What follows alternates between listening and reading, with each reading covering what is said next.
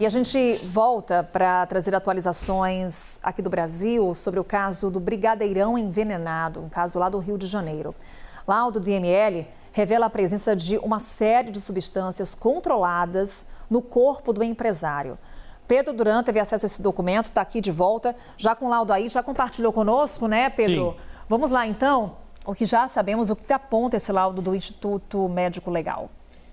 Morfina, clonazepam e cafeína, as três substâncias estavam presentes no corpo do empresário que foi morto. O Kleber Rodrigues, nosso repórter do Rio de Janeiro, também chegou a escrever uma reportagem sobre isso, que em instantes você vai acompanhar no nosso site. Importante dizer, Carol, que esse laudo, ele, muito embora não seja conclusivo para dizer qual foi o motivo da morte, ele é uma prova importante de que, de fato, o homem estava sendo envenenado, porque não havia prescrição médica para ele para o uso de morfina. Então, a morfina foi usada de forma intencional, deliberada pela Júlia Catermol Andrade Pimenta, que é essa mulher que aparece aqui. E morfina foi o medicamento comprado naquela farmácia, segundo a cigana revelou em depoimento.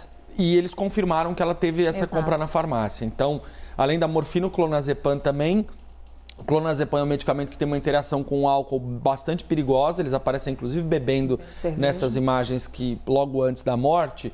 O que a polícia vai fazer agora, Carol? Eles vão pedir um estudo clínico complementar, vão fazer uma consulta médica legal para os profissionais do IML, para que eles façam novos testes e eles possam assim dizer se há uma possibilidade de identificar qual é a quantidade dessas substâncias no corpo do homem e qual foi de fato a causa da morte. Qual que é o problema disso? O problema é que o corpo foi encontrado em um estágio avançado de decomposição. Justamente por isso, fica muito difícil para uma análise pericial afirmar ao certo qual é a causa da morte. O que o delegado Marcos Bus me disse foi que todos os elementos apontam para o envenenamento, há provas contundentes contra a Júlia e a cigana e que mostram de fato que o homem foi envenenado deliberadamente. Não há, inclusive, por exemplo, nenhuma outra marca de lesão no corpo dele que possa indicar que ele tenha sido morto por enforcamento, por espancamento, por algum trauma ou coisa do tipo. Então, tudo indica para o envenenamento e é exatamente isso que o laudo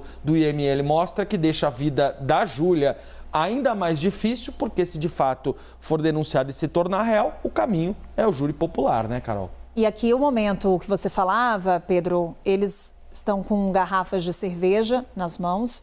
A Júlia, essa que aparece aqui de camisa verde, com uma garrafa de cerveja. E essa combinação que você falou entre álcool e um dos medicamentos apontados nesse laudo do IML é uma combinação que pode levar a pessoa à morte. Junto com a morfina, né? É um combo perigosíssimo.